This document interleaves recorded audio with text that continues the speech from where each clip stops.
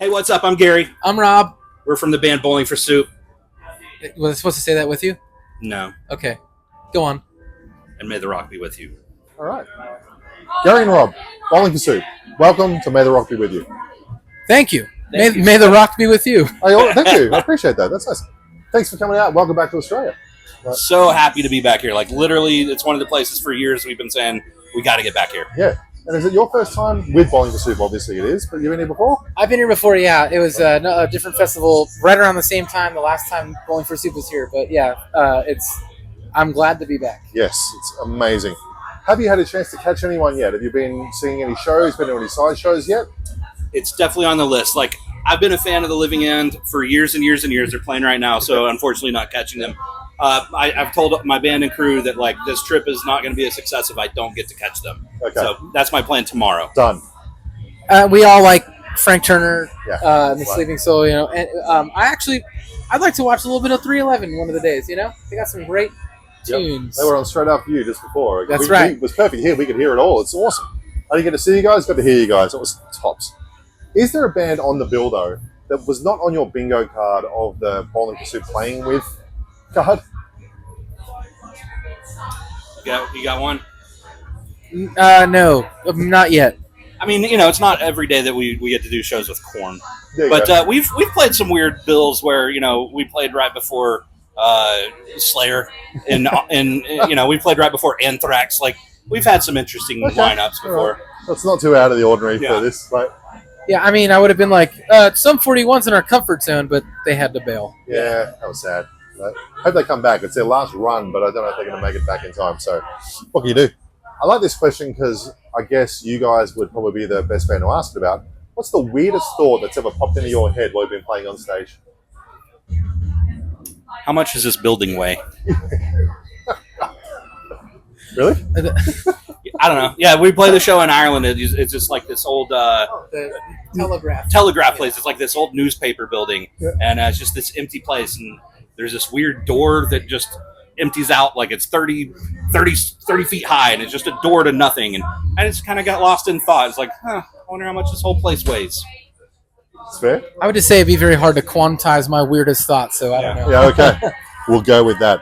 Now, I was talking to Jarrett a few weeks ago before the trip, and I never got to ask him this one, but I want to ask you about it. So I was looking back and thinking about Drunk Enough to Dance.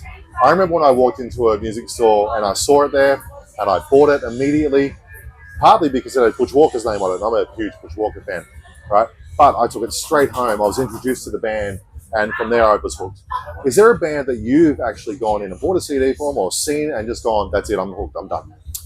For me, there's multiple bands like that because whenever I was a teenager, there wasn't, you know, internet wasn't a thing yet. So it's like, here's either studios that I liked or record labels that I liked that were putting out stuff. And my favorite band ever is a band called The Descendants, and they have the Blasting Room. And so there's band after band after band that recorded there that I just buy a CD because they recorded there. And so a couple I can think of are Alligator Gun and 30 Amp Fuse. Probably not a lot of people have heard of them. No. Great records. Go check them out. Okay. What about you?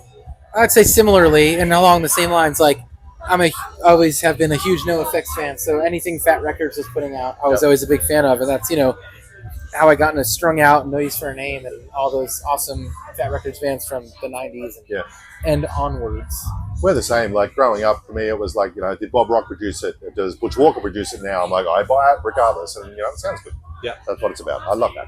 Now, looking back, it can be very easy to say what can change over time, right? What's the one thing that you think's always remained the same about Bowling for Soup? That we're here to have fun. I mean, literally, if it's not for us hanging out, having fun, enjoying each other, then what's the point of us being, you know, as we've gotten older, you know, we've got married, we have kids, there's reasons to be at home. Whenever we were younger, we wanted to be gone. And now there's reasons to be home, and if it weren't fun, then it wouldn't be worth it. Fair enough. I hate to cop out, but same. Interesting. I like that. That's a good take on it. You only joined the band, I'd say, recently, but it was it's a number of years now, isn't it? It's actually, I mean, if you consider a sort of the Venn diagram of it, it's been 7 years that I've been like playing with the band. So if we call 2017 the year that I started filling in and doing like because the thing is, beforehand when we were touring together, I mean, more than half the time I was just riding in the bus with them anyway. So we were already touring together for years and years. But yeah, we got into a position where my daughter was about to be born, so I was going to have to duck out for a few shows, and we were trying to figure out like who a drummer that would fit in would be. And fitting in on the bus is almost actually probably more important than playing on stage. And we knew that Rob fit in on the bus life, and so we asked him to come fill in, and he actually played drums for us before he played bass for us. Yeah, that's very true. Jack of all trades. Half jack of some trades. I love that. Now, I've been asking everyone this today because we're at Good Things Festival. So, tell me a good thing that's happened to you this year. Good thing that's happened to me personally this year. I don't know. I'm blessed that like both of my kids are successful. My son is like an amazing baseball player, but he's getting more and more into drums. And so I'll say like just yesterday he texted me that he found this new drum corps show, like DCI, it's marching drums. And he's like, of course, once you leave town, I find this. And to me, like, there's more in that text. It's like how close he is to me. Like that's something good to happen. Like you see that he's close. You can't say same. Yeah, my son texted him about this DCI show. Your son could kick my ass, but it's more about for me. Well, I mean, my kid is about potty trained now. That's a really good thing that's happened to me because I don't have to wipe his ass so much anymore. Getting the kids out of diapers is a big one. It's really good, and it's not only is it good for me, it's good for him. There you go. I love that. So, what does 2025 look like for Bowling Pursuit? We're going to start 2025 off with a vacation, and I'm pretty stoked about that. Yeah, and he means we we're going on a vacation together, like our families and crew, like band and crew and families are taking a vacation.